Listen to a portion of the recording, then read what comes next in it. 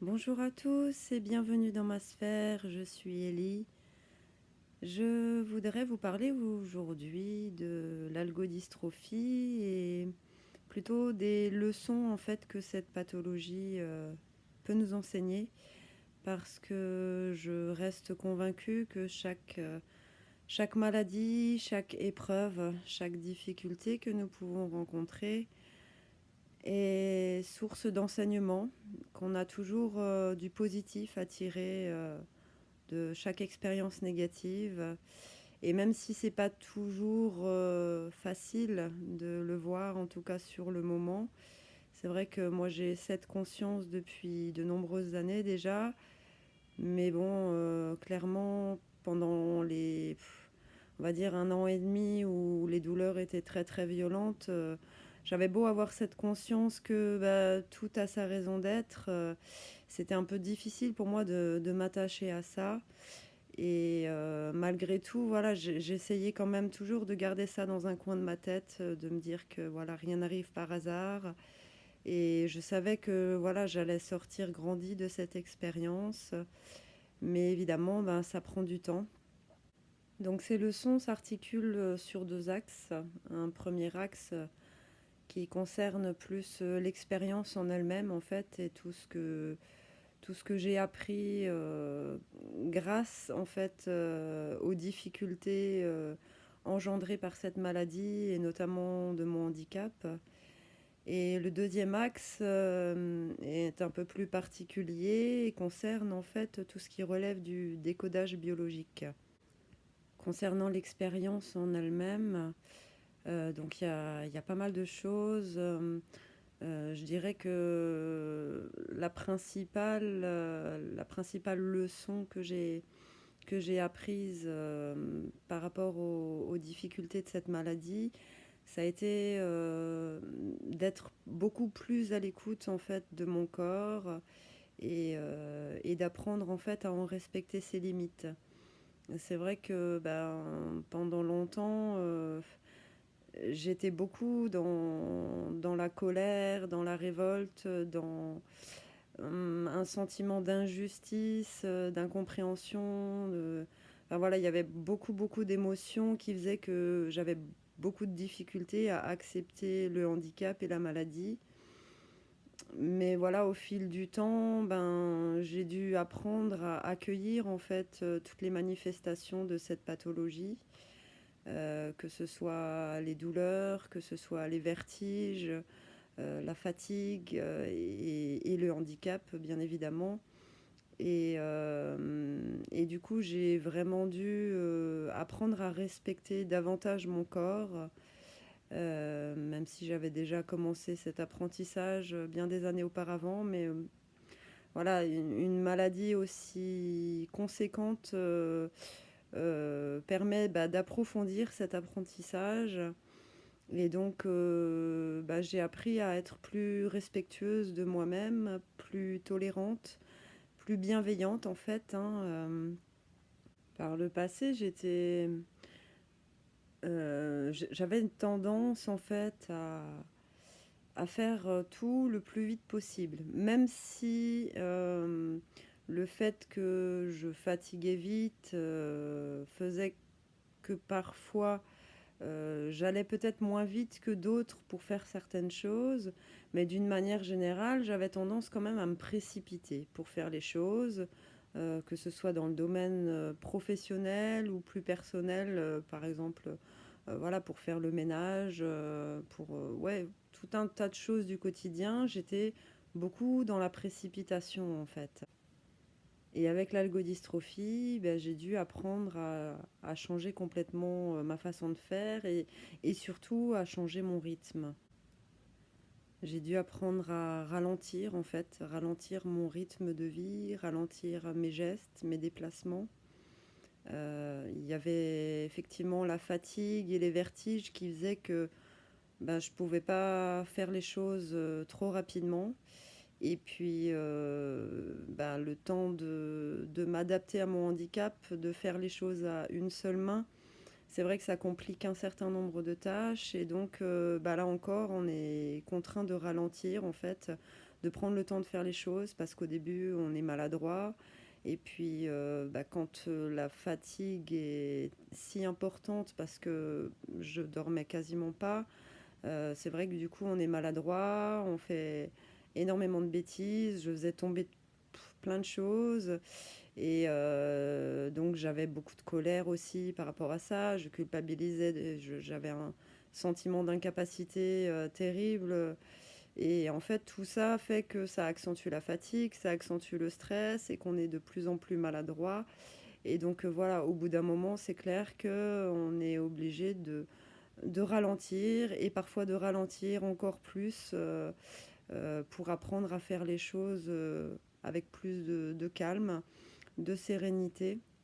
Donc voilà, ça a été une des grandes leçons. Ensuite, je dirais que j'ai aussi appris à lâcher prise par rapport à mon perfectionnisme. Alors, j'en suis pas complètement débarrassée, mais c'est vrai que le fait de ne plus pouvoir faire certaines choses correctement, voilà, si on n'apprend pas à lâcher prise sur ce perfectionnisme, on se bouffe les nerfs, hein, et ça a été le cas pendant de nombreux mois. Donc j'ai appris à lâcher prise, voilà, à apprendre que voilà, c'est pas grave si certaines choses ne sont pas faites correctement, si par exemple j'arrive pas à plier ma housse de couette bien proprement, sans plis, etc. Voilà, donc ça a été une chose. Par rapport au ménage aussi, parce que c'est vrai que, bon, moi, je vais pas dire que je suis maniaque, mais j'aime qu'il y ait un minimum d'ordre et de propreté. Mais c'est vrai que pendant des mois, j'avais tout simplement pas l'énergie de le faire. Alors il y avait le fait que je n'arrivais pas donc à faire certaines choses correctement à cause de mon handicap, mais aussi la fatigue faisait que le moindre effort était vraiment très très éprouvant. Et il y avait des périodes très longues où j'étais dans un état proche de la léthargie en fait, hein, tellement je ne dormais pratiquement pas, tellement je souffrais. Plus, voilà, il y avait la dépression qui fait qu'on manque aussi de motivation. Enfin, il y avait tout un tas de facteurs qui faisaient que du coup, j'avais pas l'énergie de faire mon ménage. Il m'est même arrivé voilà, je recevais mes courses et je rangeais qu'une partie, je rangeais ce qui allait au frais et j'avais pas l'énergie de ranger le reste. Donc je laissais les sacs dans la cuisine et je continuais le lendemain et ça jamais je l'aurais fait auparavant. Et pareil, j'ai des placards qui sont pas super fonctionnels à la base, qui sont très profonds et très hauts. Enfin, les étagères sont très espacées. Et donc, du coup, quand on n'a qu'une main de valide, des fois, pour attraper un truc, il faut en enlever un autre ou un deuxième. Donc, obligé de tout reposer sur la table pour ensuite attraper ce qu'on veut attraper. Et en fait, il y avait des jours où ça me saoulait tellement que je laissais les choses au fur et à mesure sur la table et je me retrouvais avec ma table de cuisine complètement embarrassée. Et voilà, quand j'avais pas l'énergie de tout ranger, je laissais tel quel. Et auparavant, jamais j'aurais accepté de me réveiller le matin avec cette table complètement en désordre. Alors que, voilà, là, j'ai appris vraiment à lâcher prise, à respecter mes limites, mon énergie et à faire les choses quand mon énergie me le permettait. Donc ça a été aussi une leçon très très importante et puis qui m'a permis aussi de relâcher une certaine pression interne parce que quand on est perfectionniste, on se met énormément de pression et c'est vrai que ça prend aussi beaucoup d'énergie, hein, donc ça peut être très vite invivable au quotidien.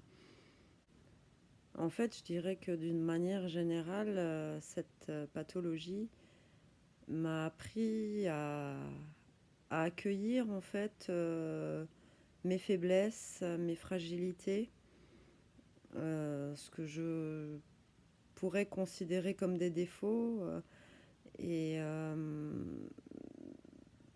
parce que, alors bon, j'en ai un petit peu parlé dans d'autres vidéos, notamment celle sur la spiritualité. C'est vrai que j'ai passé quelques années à être dominée par mon ego spirituel. Et quand on est dans cet état, si je puis dire, on se sent fort, on se sent invincible, on a l'impression d'avoir guéri tellement de choses. Et en fait, cette maladie m'a, m'a ramené à plus d'humilité quelque part, et à accepter que j'avais encore de nombreuses failles, et donc qui ont été réactivées par cette maladie et par d'autres expériences que j'ai vécues euh, dans les 2 précédentes années. Et, euh, et oui, donc je pense qu'effectivement, il y a eu un gros travail qui a été fait là-dessus. Accepter que j'étais pas un surhomme ou une surfemme, et que ben, j'avais des fragilités, que j'avais le droit d'avoir des fragilités, que j'avais le droit de souffrir. Et voilà, j'ai appris à accueillir en fait toutes ces zones d'ombre qui m'habitaient quelque part, quoi, hein. Et donc voilà, tout ce qu'on veut pas voir, tout ce qu'on considère comme pas beau, hein, donc le perfectionnisme en fait partie, mais voilà, il y a plein d'autres choses en termes d'émotions, en termes de limites physiques, etc. Donc il y a eu un gros travail aussi que j'ai dû faire par rapport à ça. Et après, j'ai aussi travaillé, donc là, ça a été quelque chose que j'ai fait consciemment, qui n'a pas été euh, imposé, on va dire, par la maladie, mais que j'ai fait pour m'aider à surmonter en fait les difficultés de cette maladie et de tout ce que je vivais intérieurement. Ça a été le développement de ma pleine conscience en fait. Alors, c'est vrai que tout à l'heure, je parlais du fait d'avoir ralenti mes rythmes dans mes déplacements, mes gestes, etc. Donc ça, forcément, ça ne peut se faire qu'avec le travail de la pleine conscience. Et en fait, développer cette pleine conscience, ça m'a aussi aidé à me détacher en fait de mes douleurs, tout simplement parce que voilà, en me focalisant sur chacun de mes gestes, du coup, je prenais un peu plus de distance sur ce qui se passait à l'intérieur de mon corps, et qui était encore très douloureux, très violent. Et donc, ça m'a aidé à vivre les choses plus sereinement, quoi. Et ça m'a aussi permis d'éviter davantage de douleurs, dans le sens où bah, avant, quand j'allais trop vite, du coup, j'avais tendance à me cogner la main un peu partout parce que bah, comme elle était dans une position un petit peu particulière, il a fallu du temps pour que j'intègre dans mon mental que ma main n'avait plus la même position quand je me déplaçais, donc je me cognais dans les meubles, dans les encadrements de portes, etc. Et donc du coup, bah, voilà, le ralentissement et le développement de la pleine conscience m'ont permis d'arriver à ne plus me cogner, ne plus avoir de fâcheux accidents. Donc ça a aussi été quelque chose de très positif finalement. Voilà, je pense avoir fait le tour des leçons apprises par voilà, le biais de l'expérience de l'algodystrophie. Ensuite, par rapport au décodage biologique, donc pour ceux qui ne connaissent pas le décodage biologique, en fait, Il s'agit en fait de tout ce qui relève de la symbolique du corps et de ses troubles, de ses maladies. Donc c'est quelque chose qui me passionne depuis de très très nombreuses années. Et c'est vrai que, en fait, c'est basé sur le fait que les troubles physiques ont aussi une origine émotionnelle ou en tout cas un lien avec ce qui peut se passer sur le plan émotionnel ou psychique. En fait, l'idée, ce serait que notre âme exprime par le biais du corps les souffrances que nous portons intérieurement. Donc généralement, au début, on va avoir des petites alertes. Donc on va avoir des petits troubles ou des petits accidents, des petits maux. Et plus on va ignorer ces signes ou avoir des difficultés à les interpréter, et plus en fait l'âme va se manifester de façon de plus en plus forte en fait. Et du coup, quand on est confronté à une maladie euh, plus importante, voilà, c'est que le signal d'alarme, il est vraiment devenu très fort en fait. Et en fait, chaque partie du corps, chaque organe a sa symbolique bien particulière. Et après, en fonction des différents troubles que l'on va rencontrer, on va pouvoir encore approfondir en fait la symbolique. Euh, j'ai ma minette qui a vu un oiseau. Ouais, donc voilà, c'est vraiment un sujet qui est passionnant. Je referai peut-être une vidéo dessus pour voilà, présenter un peu cette méthode de façon plus globale. Et enfin, moi, je sais que ça m'aide, ça m'a déjà aidé dans de nombreux cas par le passé.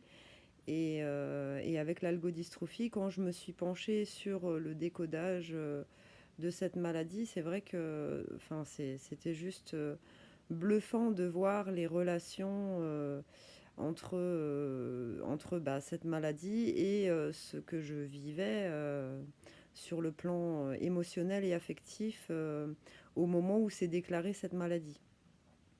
Donc je vais pas vous faire vous développer en fait tout ce que j'ai et tout ce que j'ai relevé de cette étude parce que voilà ça c'est très long. J'ai noirci des pages entières, j'ai plusieurs pages d'un grand cahier, mais voilà j'ai relevé quelques notes et je voulais juste un petit peu vous faire part de, des thèmes récurrents, des notions récurrentes en fait. Euh, Parce qu'en fait, je me suis amusée, entre guillemets, donc à décortiquer vraiment de façon très très approfondie bah, toutes les symboliques liées à cette pathologie. Parce que bon, si vous ouvrez des livres sur le sujet du décodage biologique, en tout cas moi ceux que j'ai, on n'y trouve pas l'algodystrophie. Donc je me suis amusée à relever en fait donc toutes les parties du corps qui étaient concernées par le problème. Donc le membre supérieur, l'épaule, le bras, le coude, l'avant-bras, le poignet, la main, les doigts et même chacun des doigts a sa symbolique vraiment particulière. Et après, j'ai cherché tout ce qui était au niveau des tissus et des organes atteints. Donc, j'ai cherché la symbolique de l'os, du sang, la circulation sanguine, puisque voilà, c'est de là que part cette pathologie. J'ai cherché le système nerveux, la peau aussi, bien sûr. Voilà, et après, bah, tout ce qui est douleur aussi, les spasmes musculaires. Alors bon, j'ai pas trouvé des charges électriques, mais bon, j'ai trouvé par exemple l'inflammation aussi. Voilà, donc après, plus on va décortiquer le sujet et plus on va arriver à cibler vraiment tout ce qui se passe à l'intérieur de nous. Et donc, du coup, ben, dans tous ces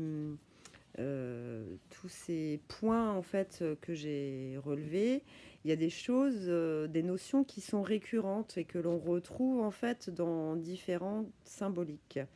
Donc voilà, ce que j'ai relevé de récurrent. Donc sur le plan émotionnel, il y avait la notion d'insécurité, de vulnérabilité, la colère, la culpabilité, la tristesse, le chagrin, sentiment d'impuissance, sentiment de liberté brimée, sentiment de rejet. Et sur le plan mental et comportemental, donc il y avait les notions de résistance, de refus, de fuite, retenue dans les actes, les paroles, dévalorisation, dualité, indécision, inflexibilité, rigidité, rejet de l'autorité parentale. Et donc, ce qu'il faut savoir, c'est que, bah, à l'époque, en fait, où est apparue cette maladie, je fréquentais un homme avec lequel ont été réactivées de façon assez importante mes vieilles blessures d'enfance que je pensais, alors pas complètement guéries, mais en tout cas plutôt bien cicatrisées. Et je dirais que c'était environ un mois avant l'apparition des premiers symptômes de l'algo, où on a eu une dispute très très violente. C'était notre première dispute, donc on était ensemble depuis 2 mois à peu près, 2 mois, 2 mois et demi. Et en fait, ce jour-là, il est rentré dans une colère monstrueuse pour des broutilles, pour un malentendu. En fait, à la base, c'est parti sur un malentendu. Et en fait, j'ai été tellement choquée par sa colère, je me suis retrouvée complètement tétanisée, il n'y a pas d'autre mot. J'ai été complètement terrifiée de cette colère. Et donc, ça a fait ressurgir, en fait, bah oui, mes vieilles blessures, hein, parce que voilà, j'ai vécu beaucoup de violence dans mon enfance. Et en fait, je me suis retrouvée dans cet état de petite fille apeurée, complètement paralysée. Et donc, voilà, d'où ce sentiment d'insécurité, de vulnérabilité, de tristesse, de colère aussi, parce que voilà, sa propre colère a aussi réveillé ma propre colère que j'avais aussi enfouie et endormie bien profondément depuis de nombreuses années. Et voilà, tout ce qui est de voilà, le refus, la retenue dans les actes et les paroles, c'est parce que bah, je n'osais pas exprimer ce que je ressentais. Je n'arrivais pas, en fait, hein, justement à cause de cette paralysie, si on peut dire, parce que alors mon hypersensibilité aussi fait que dès qu'une émotion est vraiment, vraiment très, très forte, et alors quand il y en a plusieurs qui sont mêlées simultanément, c'est encore pire. J'ai, j'ai une boule, oui, dans la gorge, mais qui est tellement grosse, tellement, qui me serre tellement fort, en fait, que je suis vraiment dans l'incapacité physique de m'exprimer. Et donc, et en fait, lui ne comprenait pas ça. Il me reprochait de ne pas lui parler. Il me reprochait de pleurer. Et en fait, j'arrivais pas à me contrôler. J'étais submergée par les émotions. Et donc, voilà, cette notion aussi de rejet de l'autorité parentale, c'est parce que voilà, c'est une notion, c'est quelque chose qui a été réactivé aussi par la relation que je vivais avec cet homme, parce qu'il avait une attitude un peu paternelle à mon égard, au début très protecteur, et puis finalement autoritaire. Donc voilà, ça a réveillé énormément de choses. Et en fait, moi, voilà, je sentais qu'il fallait mettre fin à la relation et en même temps, j'avais peur de revenir à mes vieux schémas dans lesquels je prenais la fuite. Et du coup, je me suis dit que j'allais réussir à surmonter ça, à régler la situation. Et en fait, ça n'a pas été le cas. Ça a continué de se dégrader. Et du coup, bah, mon corps a trouvé ce moyen de l'algodystrophie pour vraiment me secouer très très violemment et me faire prendre conscience que bah, il était temps que je réagisse. Et donc mon algo est arrivé en avril et ben, je l'ai quitté seulement, enfin on s'est quitté, on en a discuté, c'était un peu d'un commun accord, mais on a pensé que c'était la meilleure solution pour tous les deux, seulement début août. Donc pendant tous ces mois, finalement, j'ai pas écouté ma petite voix intérieure. Et donc du coup, bah, la pathologie s'est installée vraiment de façon prononcée. Et à partir du moment où je l'ai quitté, bah, les symptômes se sont un peu diminués. Euh, après, alors ce qu'il faut savoir aussi, c'est que dans cette relation, j'ai pris conscience, en fait, par le biais de cette relation, que mes problèmes de dépendance affective n'avaient pas été résolus. Et je pensais que c'était réglé. Et en fait, voilà, ça m'est revenu aussi en pleine figure. Et il se trouve que 2 semaines après la rupture avec cet homme, de nouveau, je me suis laissée entraîner dans les bras d'un autre homme qui, du coup, bah, s'est avéré être un pervers narcissique. Et le fait est que un mois, oui, à peu près un mois après que je me sois mise avec cet homme, là, j'ai connu une violente régression dans le processus de guérison, en fait. Donc, alors, il m'a emmené en camion pendant 3 jours. Donc ça a été la manifestation physique. Mais voilà, les conditions étaient réunies pour manifester ce qui se passait à l'intérieur de moi, en fait. Parce que je sentais que quelque chose n'était pas juste dans cette relation. Mais comme j'étais en dépression, j'étais en carence affective, pardon, voilà, il y avait tout un tas de raisons qui ont fait que finalement, bah, j'ai maintenu cette relation. Et du coup, bah, mon algo a pris une nouvelle ampleur terrible. Et en 3 jours, en fait, j'ai perdu les progrès de 3 mois. Et donc, je me suis retrouvée de nouveau avec des douleurs d'une grande violence qui ont duré bah, tout le temps que j'étais avec cet homme, donc pendant les 6 mois et encore bien au-delà après, quoi. Le temps que j'arrive à me guérir un peu de cette relation et de toutes les violences psychologiques en fait que j'avais vécues au sein de cette relation.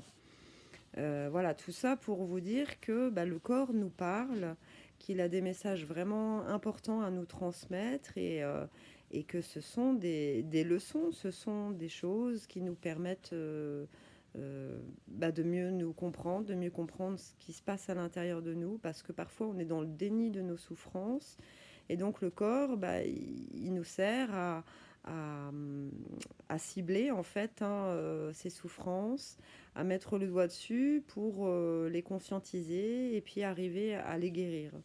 Donc évidemment, ben, selon le temps qu'on a passé à rester dans le déni ou voilà, à croire on avait surmonté certaines choses et que finalement c'était pas le cas, bah, du coup ça peut prendre plus ou moins de temps après pour arriver à se libérer de tout ça et du coup bah, à ce que les, les répercussions se fassent au niveau physique. Moi, ce que je peux dire en tout cas, c'est que voilà, à la suite de ces expériences et de tout le travail que j'ai entrepris intérieurement, j'ai pu observer une amélioration par rapport à mon algo. Déjà, les douleurs qui se sont diminuées. Alors, les douleurs et autres manifestations physiques. Et, et en fait, au niveau de la mobilité aussi, de la main, des doigts. Alors bon, il y a des jours, c'est plus contracté que d'autres. où j'ai plus de mal que d'autres jours, ou même des fois dans la même journée, hein, il se peut que j'arrive. Voilà, après ça, c'est les yo-yo de la maladie, je ferai aussi une vidéo là-dessus. Mais d'une façon globale, je constate une amélioration qui se fait physiquement au fur et à mesure de tout ce que je travaille émotionnellement et mentalement. Et en fait, alors, comme je vous disais, je ne vais pas vous faire tout le décodage biologique entièrement, mais par contre, je voulais un petit peu euh, revenir sur les symboliques au niveau des doigts. Parce que bah, c'est très parlant dans le sens où, alors pendant 2 ans à peu près, hein, j'avais vraiment les 5 doigts qui étaient complètement bloqués, où il y avait vraiment quasiment pas de mobilité possible. Et en fait, depuis quelques mois, je saurais pas dire exactement combien, mais vous voyez, j'arrive à bouger plus l'auriculaire et l'annulaire. Voilà, les autres doigts sont plus difficilement mobilisables. Et le majeur était aussi crispé que l'index jusqu'à il y a quelques semaines, je dirais 2 ou 3 semaines. Et voilà, je vais vous expliquer un petit peu la symbolique, vous allez comprendre un peu les liens que je fais, et voilà, ça vous parlera davantage. Donc je vais commencer par l'auriculaire. Donc l'auriculaire, il est relié à la famille, il est relié à l'intuition, au besoin de changement dans les relations et à la trop grande émotivité. Alors c'est quelques symbolismes, parce que bon, il y en a beaucoup, mais voilà, en tout cas c'est ceux qui me correspondent. Et donc du coup, bah, c'est vrai qu'il y a 2 ans, j'ai entrepris un énorme travail sur la guérison de ma lignée génétique, de mes mémoires familiales. J'ai aussi beaucoup travaillé sur le fait d'apprendre à faire confiance à mon intuition. Concernant le besoin de changement dans mes relations, bah, j'ai fait un gros tri dans mes relations pour ne conserver que celles qui étaient authentiques. Et pour ce qui est de la trop grande émotivité, bah, voilà, je travaille énormément à l'acceptation de mon hypersensibilité. Donc voilà, ça c'est des choses sur lesquelles j'ai vraiment avancé, j'ai travaillé en profondeur. Et le fait est qu'on peut l'observer par le fait que bah, j'arrive à mobiliser davantage mon auriculaire. Et donc l'annulaire est relié au lien affectif, donc c'est pour ça qu'on porte l'anneau, l'alliance de mariage. C'est aussi relié avec la relation que nous avons avec nous-mêmes et également avec la liberté que nous nous accordons. Donc c'est indirectement lié à la dépendance affective et au fait de vivre en fait en fonction des autres. Donc ça, c'est aussi des choses sur lesquelles je travaille. Donc il est un peu moins mobilisable que l'auriculaire. Mais du coup, voilà, le fait que j'arrive davantage à le bouger, ça montre aussi que j'ai libéré pas mal de choses dans ces domaines, en fait, hein. Donc voilà. Et alors le majeur, celui que j'arrive à mobiliser un peu plus depuis 2 3 semaines, bizarrement, il est relié à la créativité. Et bah, le fait que je me sois lancée dans ce projet de vidéo me permet clairement de développer ma créativité, de combler mes besoins créatifs qui sont intimement liés à mon hypersensibilité. Donc là, je trouve aussi que c'est quelque chose qui est complètement bluffant, quoi. Et alors voilà pour les 2 derniers doigts que j'arrive les moins à mobiliser. Donc il y a l'index. L'index, en fait, c'est le doigt du jugement. Et donc, bah, c'est lié à ma peur d'être jugée par les autres, hein. Donc voilà, ce qui fait aussi partie euh, des, des facteurs qui, du coup, ont donné naissance ou ont réactivé ma phobie sociale. Voilà, et voilà, alors peur du jugement des autres et l'impression que les autres veulent me dominer. Donc ça, forcément, avec les deux dernières relations que j'ai vécues, où il y avait de la manipulation, et particulièrement avec le pervers narcissique, voilà, donc tout ça, c'est encore des choses sur lesquelles je sais que j'ai à travailler énormément. Je sais que voilà, j'ai toutes ces peurs qui sont encore très présentes et qui font que j'ai du mal à sortir de ma phobie sociale. Et donc voilà, l'index me montre clairement cela en fait, hein. Et donc le pouce, alors ça, celui-là, c'est vraiment celui que j'arrive quasiment pas à bouger. Je- J'arrive à, je sais pas si je vais y arriver avec la mobilité euh, j'arrive à le bouger un peu de haut en bas, mais voilà, pour le plier, et voilà, j'arrive pas plus que ça, vous voyez. Et c'est très douloureux et ça me génère en fait des douleurs enfin, dans tout l'os là, hein. Et donc celui-là, la symbolique, tourne autour du pouvoir et de la pression. Le pouvoir et la pression qu'on peut s'exercer sur soi-même ou sur les autres, ou que l'on pense recevoir des autres en fait, hein. Donc ça, c'est aussi lié complètement à- à ma relation aux autres et à comment je perçois les autres, et comment j'accueille en fait leur regard, et à mes relations, mes échanges avec les autres. Enfin voilà, donc c'est juste bluffant.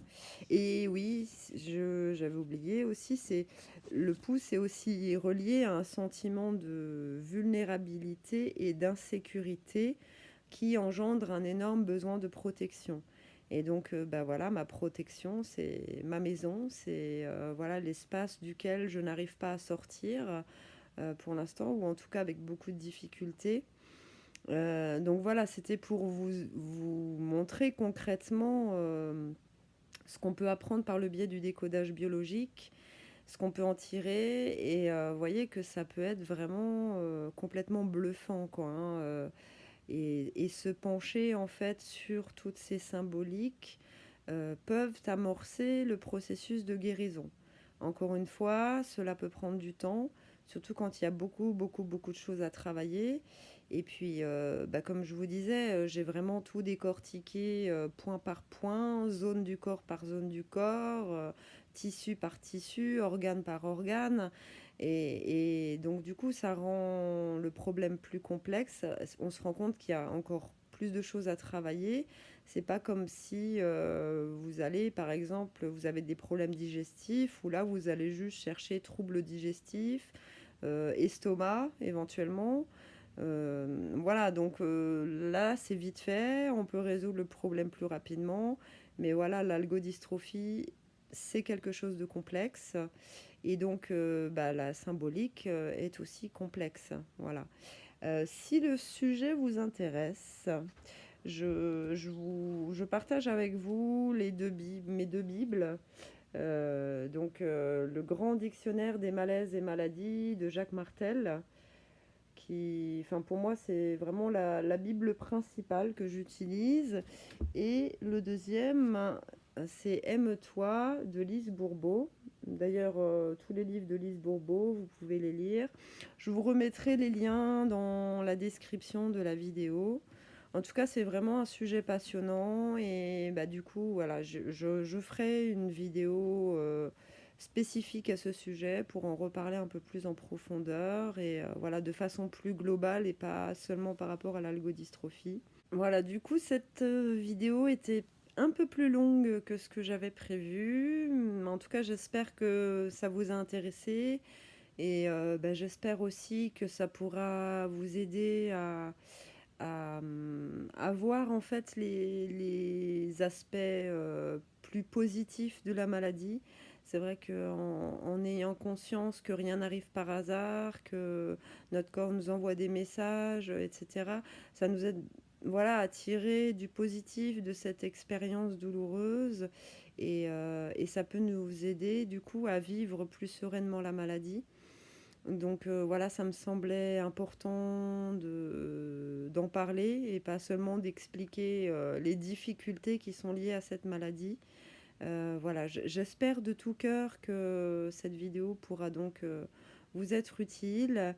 N'hésitez pas à la partager, à mettre des commentaires si vous en ressentez le besoin ou à poser des questions. En tout cas, je vous remercie infiniment de m'avoir écouté. Je vous souhaite une belle fin de journée. Prenez bien soin de vous et je vous dis à très bientôt. Bye bye.